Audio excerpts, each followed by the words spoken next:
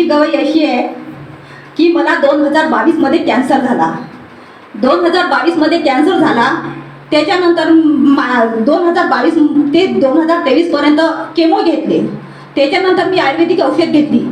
काही कारणासह मी ती औषध घरात काही वाद झाल्यानंतर मी ती औषध बंद केली. त्याच्यानंतर तो आजार मला डबल झाला. मग मी विचार केला की बा आपण चंदीगडला जाऊ. मी चंदीगडला गेली.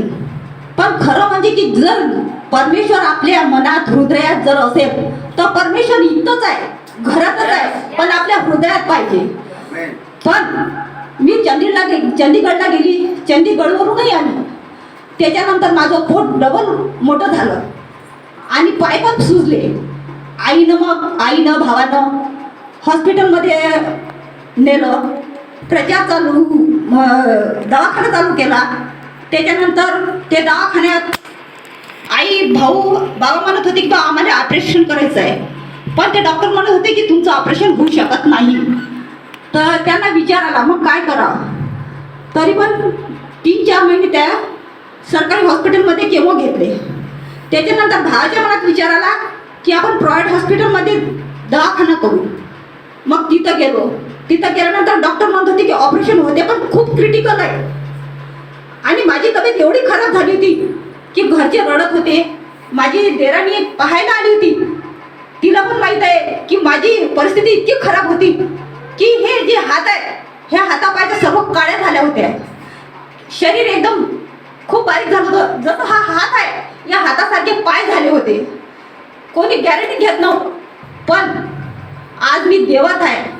आज मी जिवंत देवाची मुलगी झाली आणि आज मी देवावर विश्वास करू राहिली. म्हणून खरोखर आज ते देवाने मला जीवनदान दिलं. अशी परिस्थिती होती की कोणी गॅरंटी घेऊ शकत नव्हतं. पण आज मी एक प्रभू येशूच आहे आणि प्रभू येशूची मुलगी झाली. म्हणून खरोखर आपल्या जिवंत बापासारखा कोणताही देव नाही. आज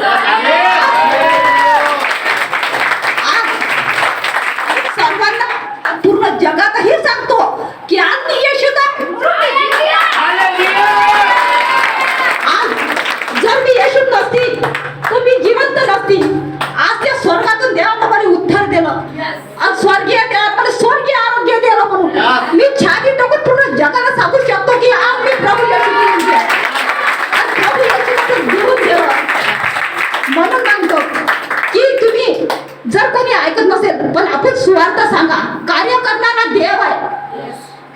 आज तुम्ही जर सुवार्थ सांगता तर तुमच्या जनात बाकी इतर लोक बचावले जातील. कारण आपण पापी आहोत. आपण पुण्यव नाही आहोत. पण आम्ही पाप्यातून क्षमा देणारा आपला देव आहे. मी पापी आहे पण या पापीला परमेश्वराने क्षमा दिली आणि एवढ्या मोठ्या आजारातून मुक्त केलं. ऑपरेशन सक्सेसफुल केलं. मम्मीनं पप्पानं आणि पूर्ण कलेसियानं माझ्यासाठी प्रार्थना केली आणि परमेश्वराने स्वर्गातून उत्तर दिलं. आज मी जिवंत तुमच्या समोर उभी आहे.